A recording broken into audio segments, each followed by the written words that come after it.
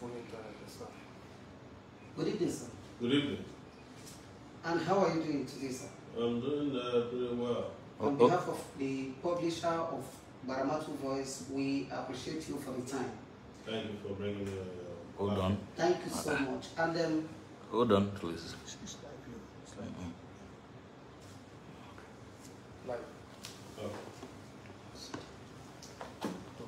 You can continue. Okay. Like you rightly noted a few minutes ago that you've been busy since morning. I can assure you that we are here to spend time and not to waste it. Thank you.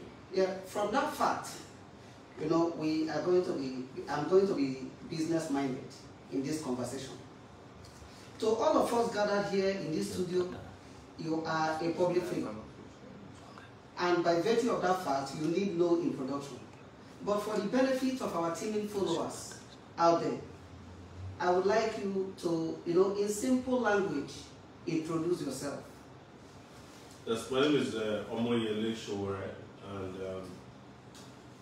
just to introduce myself in a very suitable manner is to, at this time, I'm a presidential candidate going for the president of Nigeria in the 2023 general election.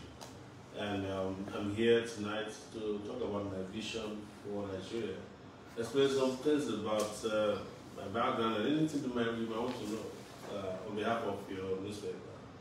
Of course, that would be interesting and alluring to the ears. So, but before then, because that I know that's the main kernel of our conversation, your presidential ambition. Yes. But before then, we would like to know, talk a little bit about life before politics. As an incentive, sir, I would like to ask, before now, there is your personality, quote and unquote, have enjoyed a kind of identity crisis. Some describes you as a journalist, others as an activist, then the rest as a politician. So tell us, who are you? I'm a Nigerian citizen, but I feel better when I'm described as a political activist. Because I've been involved in the political life of Nigeria for over 3 decades. And newspaper, news publisher, and online news publisher of Sahara Reporters. Yeah, that qualifies as a journalist. Yes. And publisher. Yeah, okay. And the politician part is something I don't like to answer because Nigerians just think that the moment you are called a politician, it has some very negative connotations. Of course. The one that is prominent is that you can't be trusted. So, are you now saying that you can be trusted, that you are different from the punch of other politicians? Yes, that's why I put in front of you my experience or my years of service, if you like to put it that way, in the service of humanity. That if something has been done consistently for 32 years, it is not a joke. At all. It's someone you do it until you die. Exactly, and I appreciate your efforts, sir. Just like the generality of Nigerians. But the issue is this.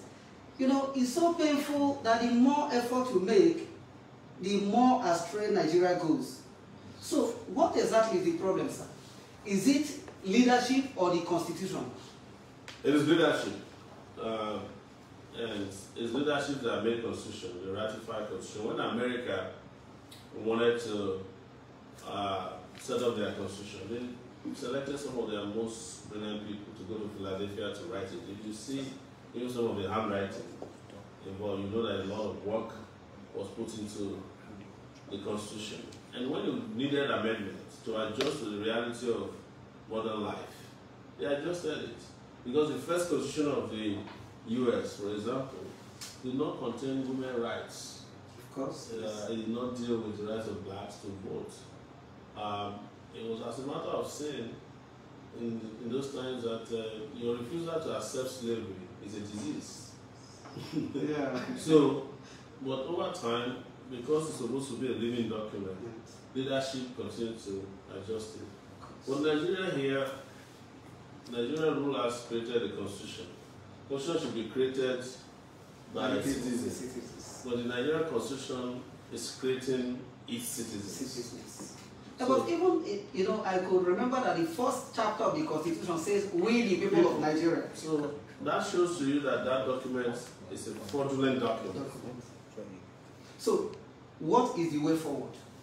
The way forward is to realize how far gone we have, you know, strayed into the wrong direction, and to, as a result, make a conscious effort to redirect ourselves back to sanity by taking the revolutionary step of electing the kind of citizens that ought to be in the leadership positions of this country everywhere, and ensure that we follow them up to the point that they do what is right by us.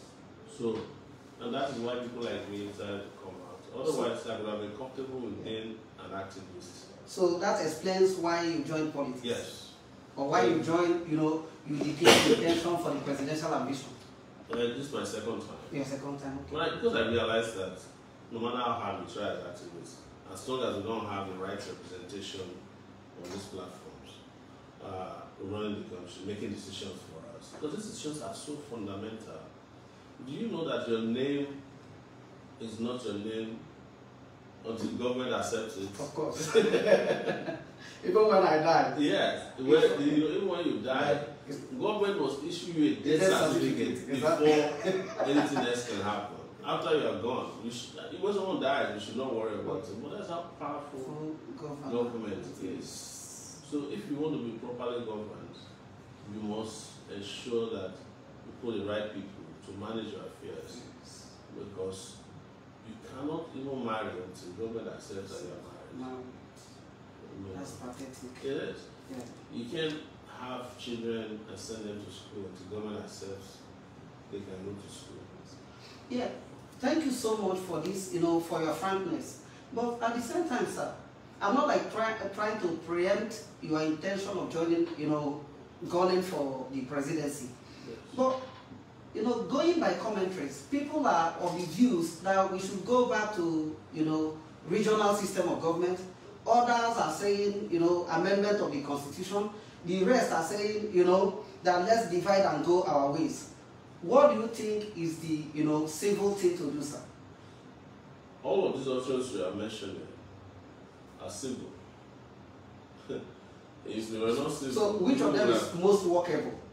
The most important of them all is to create a nation space that accommodates all of these agitations and aspirations.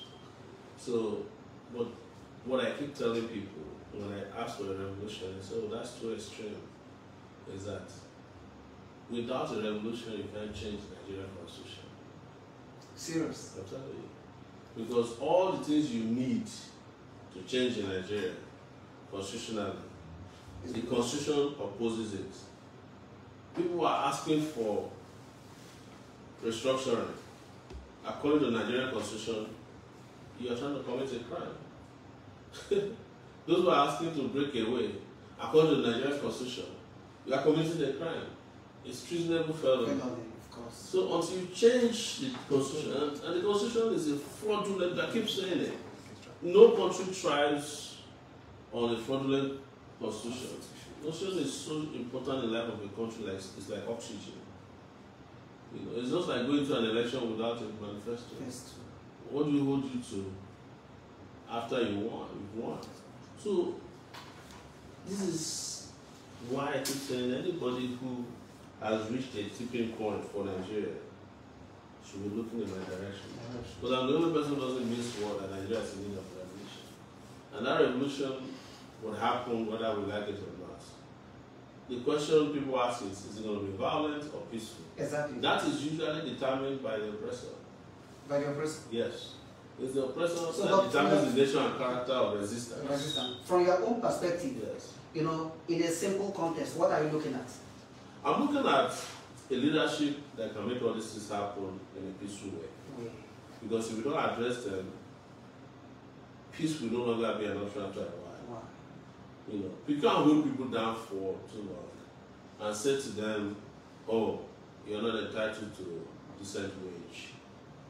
oh, your children cannot go to school that they want. We'll close down your universities because your lecturers are too stubborn. You know, we will not give you a job except you know somebody. You will not be able to get admission into school because we are not interested in your progress because we are not in charge of somebody. All these injustices combined together will ultimately lead to an uprising. You know, but that uprising, we can stop it if we do the right thing by our people. Yeah, sorry about that. Yes. Yeah, thank you. Because even countries that are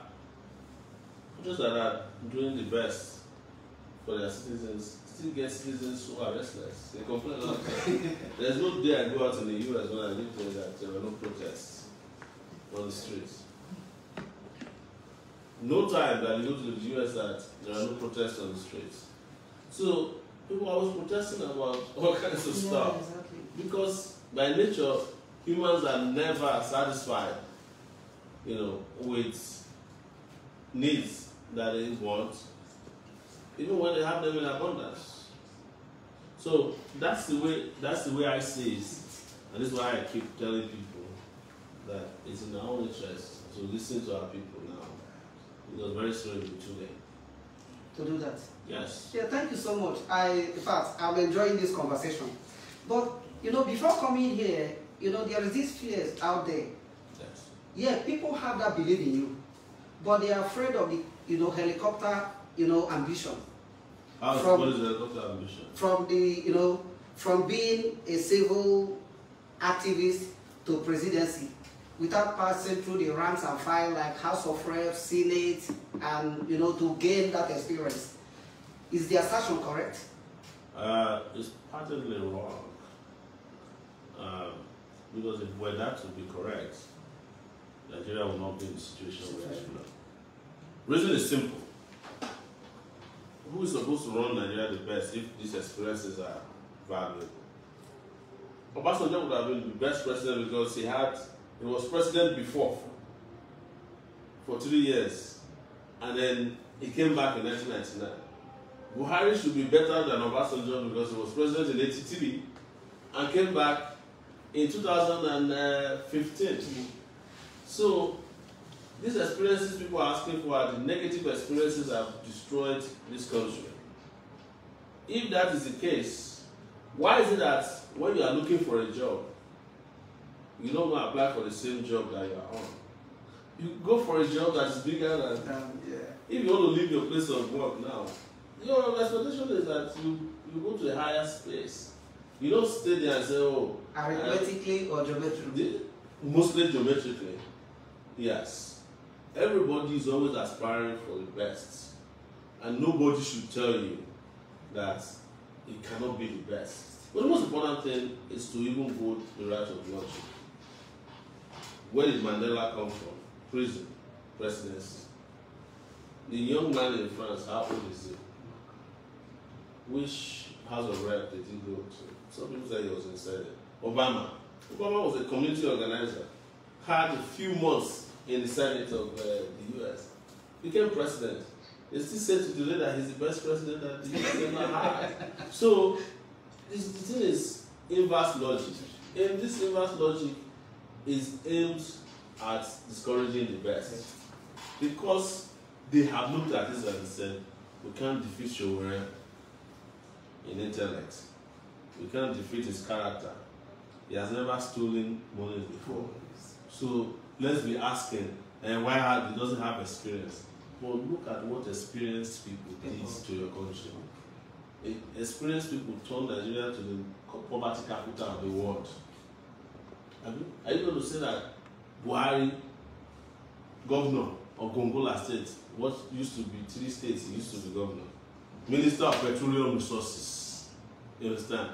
Head of state before, now head of state the second time, and he leaves you like this, and you are still looking for those type of experience.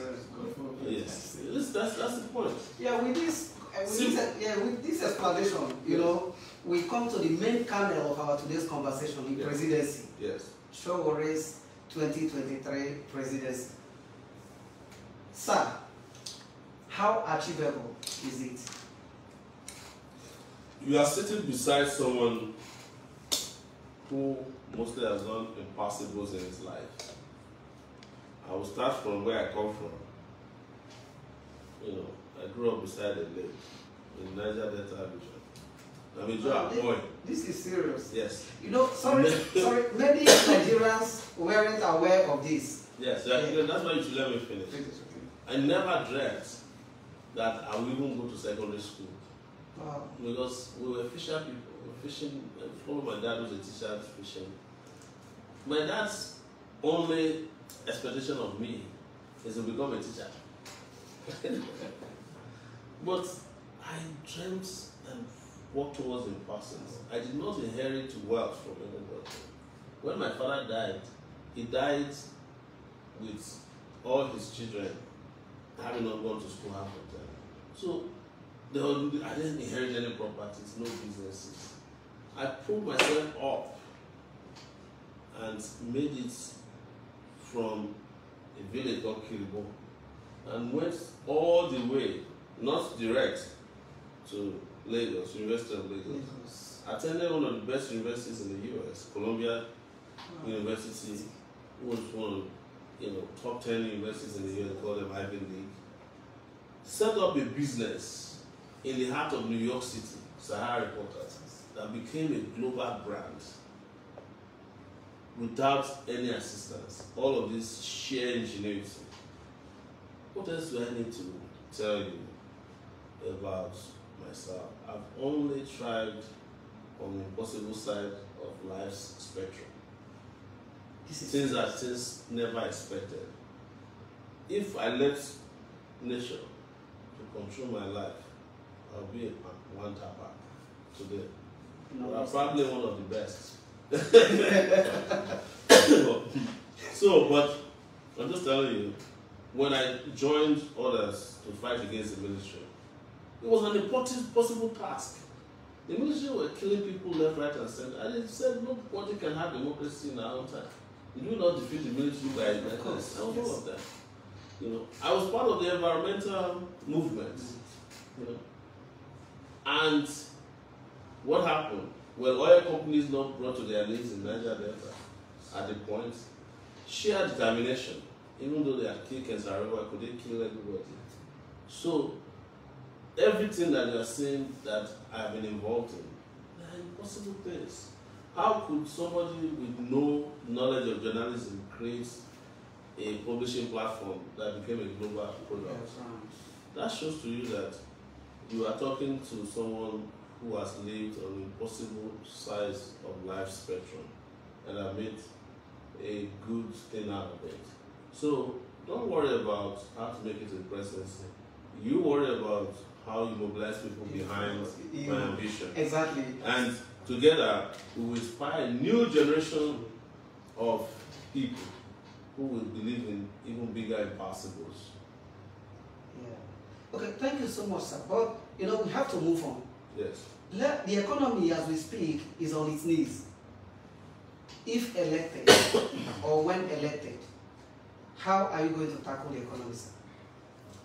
The Nigerian economy did not get to where it is today by default. It was pushed there. It was pushed into bankruptcy by greedy people. It was pushed into tailspin by incompetent people. It was pushed into the situation it is now because we love mediocre people to run our affairs. And the first thing is to put in place people who are real economists. But you cannot be an economist addressing economic problem without understanding the political economy of your geographical catchment area. People think that the World Bank, IMF, Structural Adjustment Program model is a one-size-fits-all. It has proven to fail in more places than even the IMF has ever been to. So we need new economic models, and they must be dependent on spreading wealth, creating and spreading wealth. For a long time, Nigeria's problem was never wealth creation. It was wealth distribution. Sure. That's what created our economic problem. Because when it was time to build schools, monies that were meant for schools for majority of our people were diverted to send children of rich people to school. When it was time to build roads that would have been the bedrock of our economic infrastructural development by now, the monies were taken to build private homes and mansions. When it was time to build hospitals, they were diverted to treat the rich and their families. So the wealth that we had were diverted and stolen. 600 billion is what the figures are saying that has been stolen. You do your math at 700 naira to a dollar. What $600 billion would have done to the Nigerian economy and the Nigerian state by now? The electricity you are supposed to be enjoying permanently now, it goes and come back because you don't have even transmission infrastructure to distribute electricity. So to solve the problem, so that people won't say that, oh, you're just talking about the problem, is to start tackling it systematically, medium, long-term goals. The first with the economic development is that you must go back to ensuring that people are secure in this country. You must invest heavily in education because it is one of your citizens that would invent, innovate, and bring the economy back.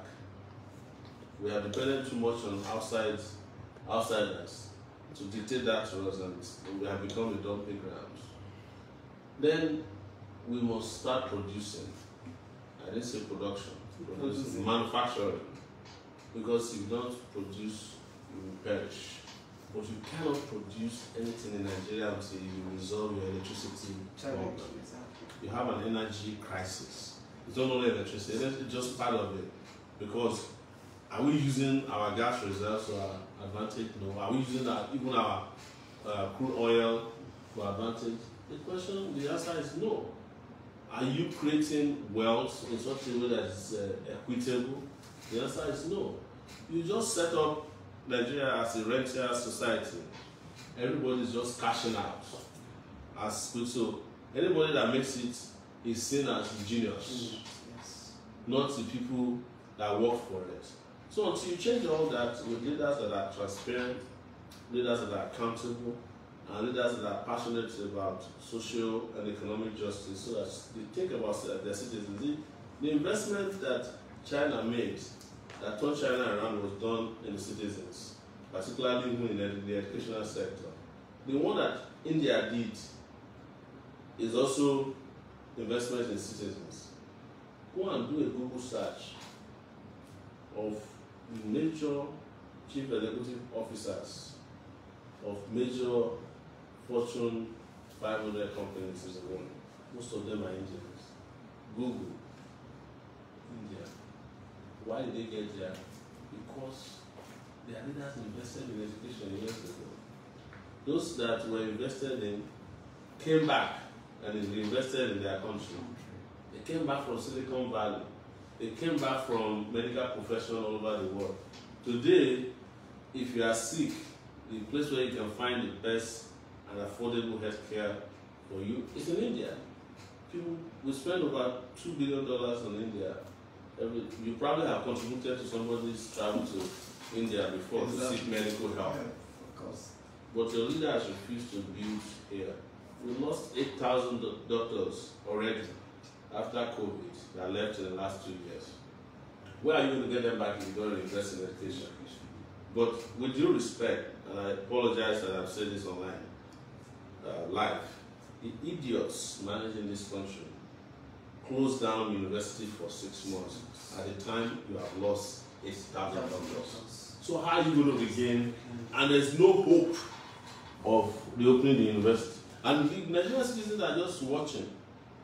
You know, NAS, the National Association of Nigerian Students, came to this Abuja to do convention.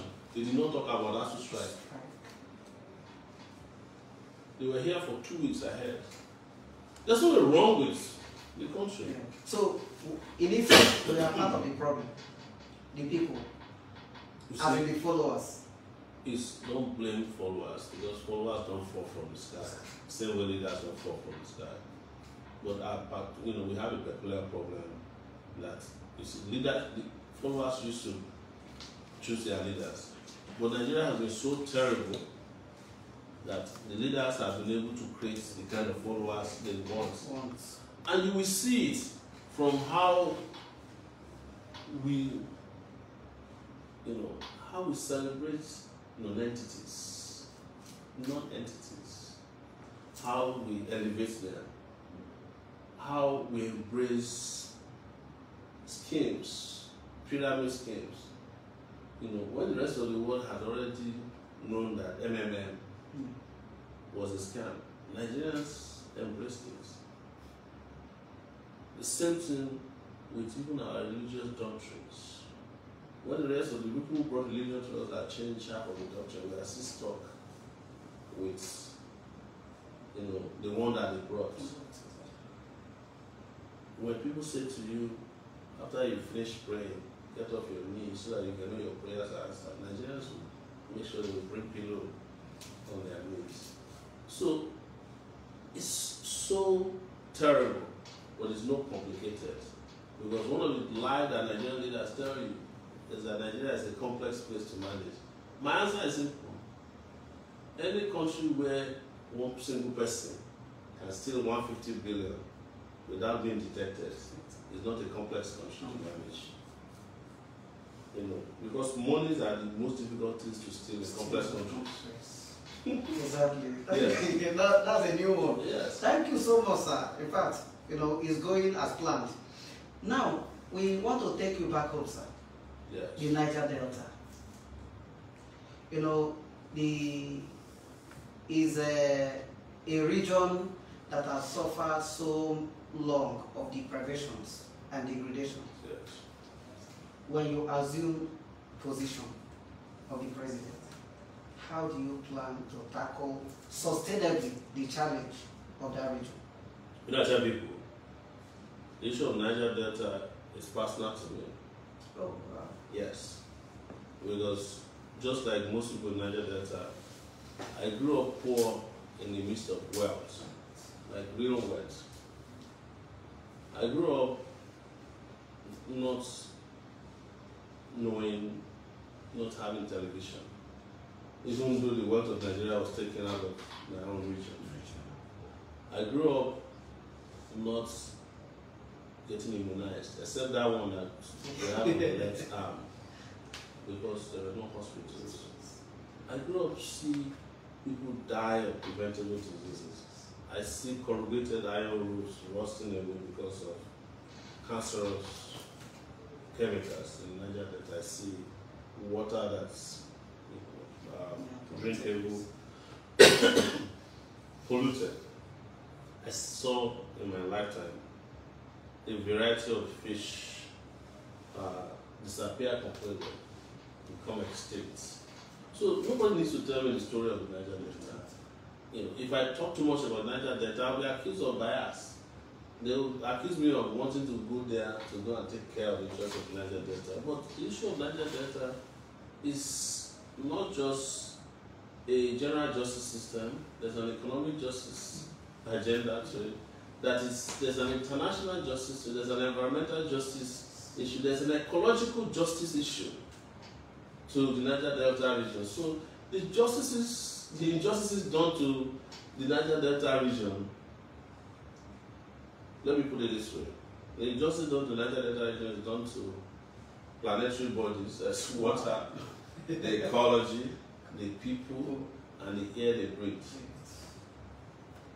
And then if you now add that to the political injustices that has been circulating in the region forever, starting from the days of the invasion of Akasa by the British over the sale of palm oil, which led to the removal of Njanja Popopo into of banishment.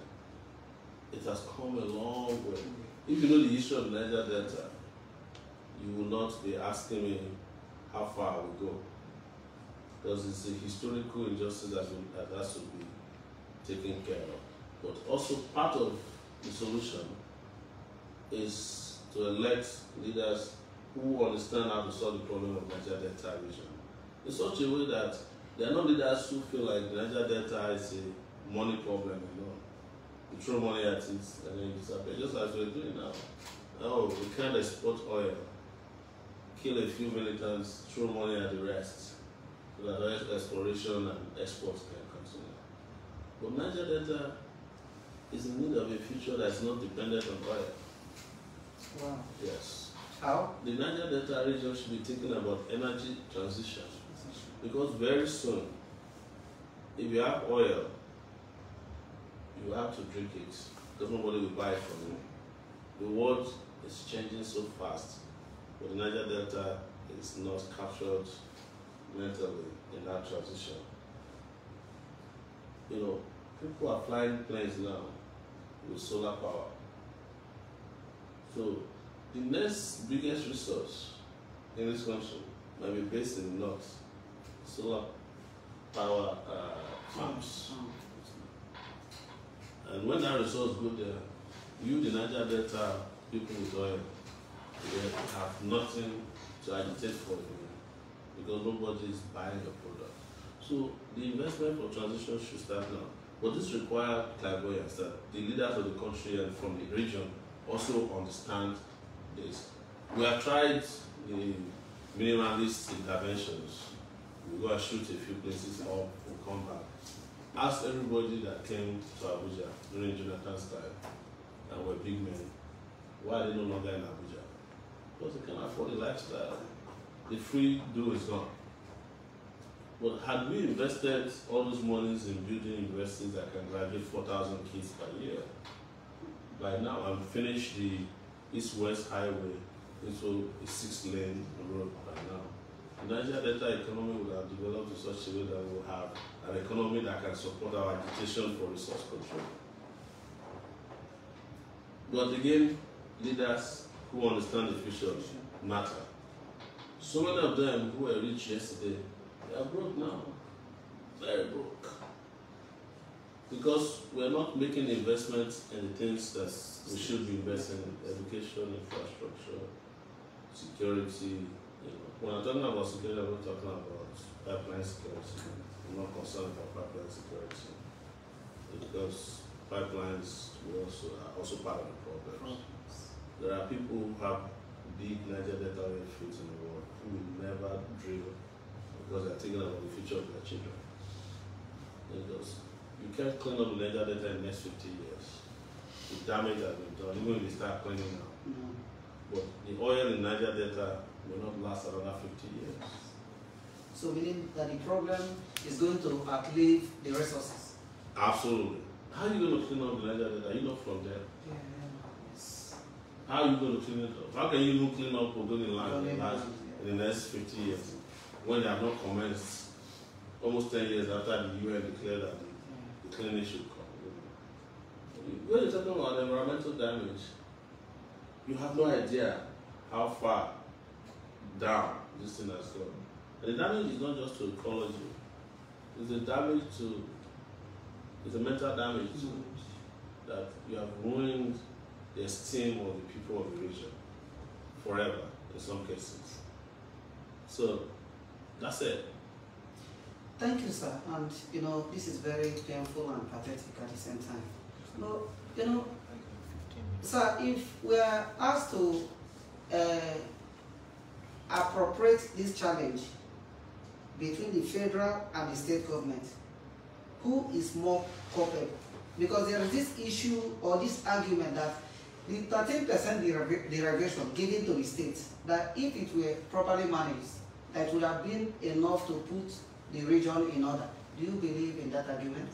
No, I believe partially that 13% was something that was negotiated for by people who didn't think ahead of time.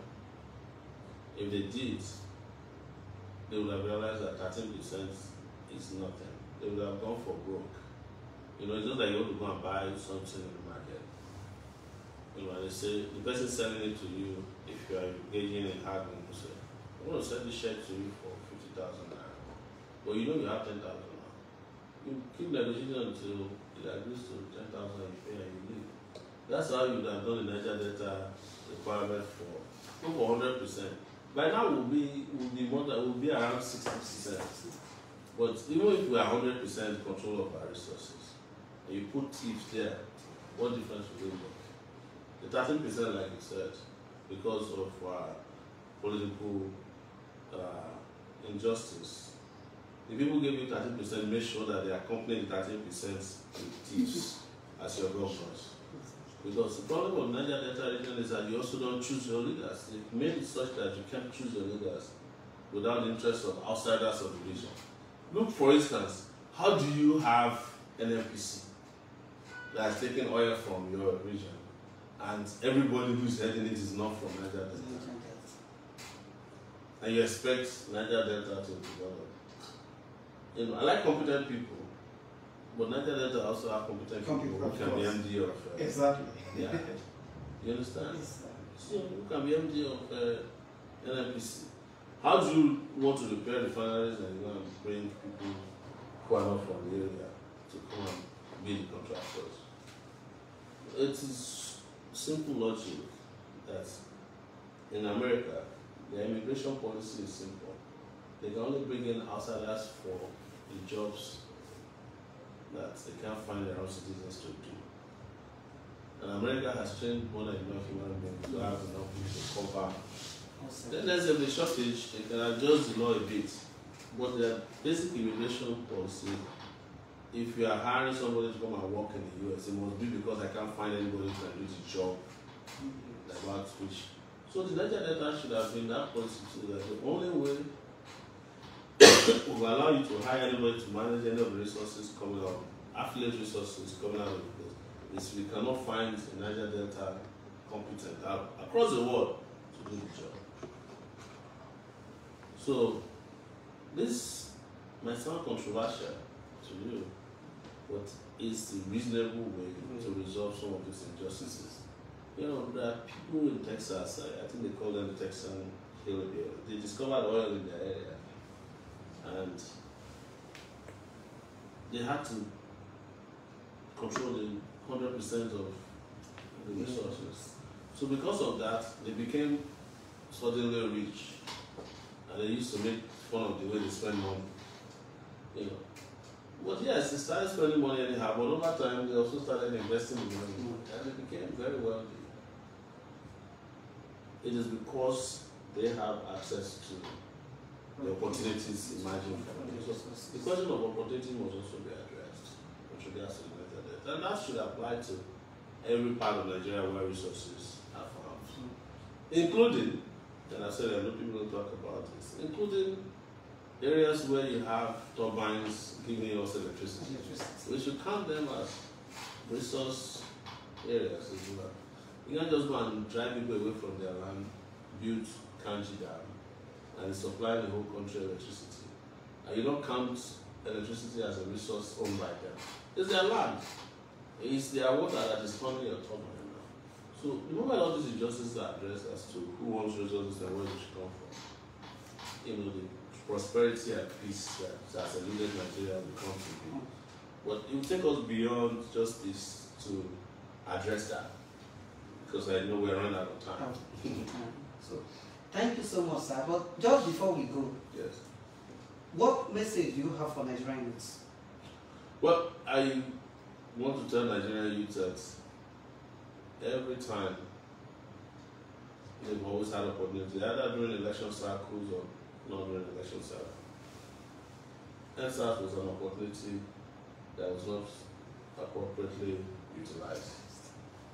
If we utilize NSAS very well, we won't be talking about this election. We would have done any election, and a lot of people would have learned their lessons. We will not have some of the people who are in Nigeria today who would either gone on exile or gone on background. We would have rejigged Nigeria to institution. But Nigerian youths did not take a full advantage of that, and I'm not blaming them. There were a lot of factors. Now elections are coming again, another opportunity to peacefully transition into glory. Nigerian youth are getting distracted again because by the frontliner political parties and their affiliates. You know what? Like, you know, there's something they call the West Fargo chariots. Wells Fargo is a U.S. bank. Where, in an attempt to win a race, the owner of the chariot will put 2 horses in place. Where he's the owner of the 2 horses. So head or tail. The head of tail. You know, that's what the political class does in Nigeria. Anytime there's election and they see that people are restless, they will introduce more than one candidate. And they will shout, these are the front-line candidates, and they will recruit the press. Meanwhile, they are the same. You know, look at all the so-called front-line candidates.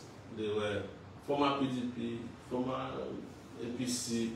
You know, Nigeria is the only country where you can go to bed as APC and wake up as PDP the next day. They are conjoined in the tail. But Nigeria's youths are not saying it. You know, they are not saying it. And I hope that in the next 5 months, we'll get it right. And know that anybody who has been part of the governance of this country in the last 23 years, since 1999, who had a chance to change their situation, had not done so, should not be considered for position anymore. They should not, in fact, it should be an elimination series. Are you governor for 8 years? We don't want to hear from you. Except you can show us the states that you converted to Dubai or UAE, or you know, one massive hospital that you built that they said any disease where you want to go to that place in Nigeria. You know, or any road where there's this road, there's no one other one like this in Nigeria. Because in Ghana, so one road that was built by Pamion Kuma is there. They call it the motorway. And this is something built in the 60s, 50s. Or one Ubunge school, university that you found here, and people are going to that school, they say, if you have not passed through that school before, you have not gone to school. All these people have done all these things have failed. And they will now come to the conclusion, you too, that you know what, let's go for the lesser evil. In my history of hearing about evil, I've never heard of a junior evil before. All evils are equal. All evils are equal. They say that we are going for the lesser evil. That's sad. But like I said, they are hearing me, this is life. You're hearing me, youths, this is your time. Get rid of all the Milocons and go for the Awalocons. It's your time. It is our time. And don't be confused, because what I see now, I see a lot of confusion in the horizon. This is not about me. I don't have any sense of entitlement. But I'm desperate not to see this country go down further. And that's where I live in. Because history will be my witness. And history will absorb me. Thank you so much. And that is how we are going to draw the curtain for today. And I wanted to announce to our people that tomorrow we'll be in Lagos from 9 a.m. For about a week. So if you want to join us, starting from 9 a.m. at the airports in Ikeja. From there we're also moving to Ghana Farm May 13th Memorial event. So let's meet in Lagos, let's shut Lagos down. And big shout out to our brothers from GbaramatuVoice. I know your own device has been playing tricks on you, but we can always send you this and you can record it. Yeah, sure. Thank you so much for coming to me, and I would say to our people, we're back, you know, live and direct. And you'll be hearing more from us. The narrative will be changed. You know, Amen. You should not be doomed to be serving the same failed, more of the same politicians. They have nothing to offer. You're giving them opportunities. You don't want to turn yourself to Edo State under Lucky Guinea, where the father said, I know Lucky failed, but please help me let him repeat the class. And by the time they were done with Edo State, you all know the story. Again, many thanks, sir. And on behalf of the publisher, Mr. Jacob Abai, and the entire management and staff of GbaramatuVoice, we appreciate this time out. Thank you very much. Thank you very much. Thank you very much.